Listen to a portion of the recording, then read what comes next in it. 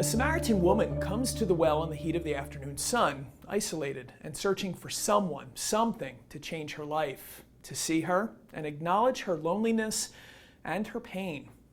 A man who is left for dead is ignored by the religious leaders who should have reached out but did not do so. They had religious obligations to attend to and couldn't stop to help. It was, interestingly enough, another Samaritan who steps in to rescue the dying man and take him to an inn to be cared for. Isn't it fascinating that in both gospel parables, Jesus uses an outsider, the hated Samaritan, to make a crucial point? Each person, regardless of age, creed, gender, or race, deserves the utmost dignity that belongs to them because they are a child of God.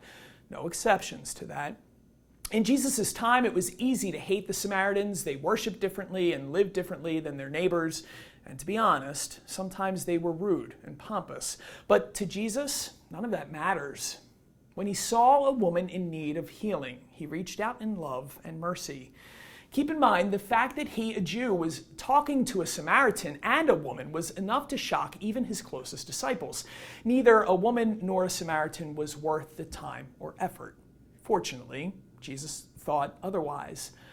Likewise, the dying man on the side of the road. Why is it that the ones who should have known better did nothing, while the one that had no obligation to help actually did?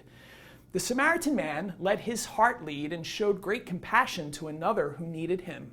It did not matter who the dying man was. He simply deserved attention because he was a fellow human being in need of mercy and healing and love.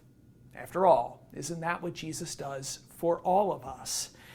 Is it not he who acts like the Good Samaritan, coming to our rescue when we are lost in our sinfulness and dying from our selfishness and anger and moments of hatred? At her best, the church that Christ founded and gave his life for always made it her mission to carry out the work of Jesus, who meets us at the well and finds us suffering on the roadside. The church says to every person, you matter simply because you are a child of God. The Catechism of the Catholic Church states it this way: human life is sacred because from the beginning it involves the creative action of God, and it remains forever in a special relationship with the Creator, the soul of every existence. The Church goes on to state, no one under any circumstance has the right to destroy a human being, be it by word or action. That should give us all pause. We know that the taking of a life is wrong. We are not to play God in any way. And yet, in every generation from the dawn of time, there seems to be a war being waged against those who, in the opinion of the majority or those in authority, don't deserve the right to life and all that comes with that great gift. Thus, it might be fair to say that because we have lost the sense of the sacredness of life, we have stopped seeing the inherent goodness and dignity of every human person. Sins such as racism and sexism and ageism can blind us. So does placing self-centered, selfish needs over caring for others around us. What Jesus reminds us in these two parables of the woman at the well and the Good Samaritan, and what the church's teaching on the dignity of the human person offers the world, is this: a call to open our minds and hearts to really seeing everyone around us as a sister or brother in Christ. No one is an object to be used or discarded, especially when they don't think, act, worship, or live like us. The lonely, the sick, the differently abled, the ones whose skin color doesn't match ours. Whoever the person or persons standing before us may be, we are simply called to love them, protect their rights as human persons, treat them with mercy, and ultimately reflect the love of God to them.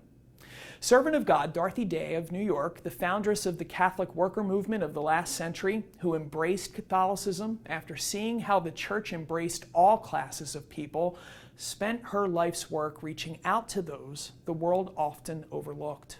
She saw Christ in the ones who had no voice, and she tried in the church's name to restore their dignity and their God-given rights. Her diaries offer a glimpse of the spark of the divine at work in her soul, but two thoughts have stayed with me, especially as it relates to the dignity of the human person. She once wrote, "I really only love God as much as I love the person I love the least."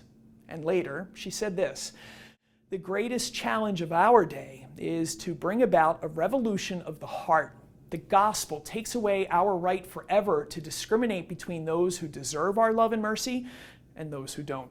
May we strive in our own way as individuals and as a church to meet others at their well and along the roadside and love them simply because they are God's beloved. No exceptions.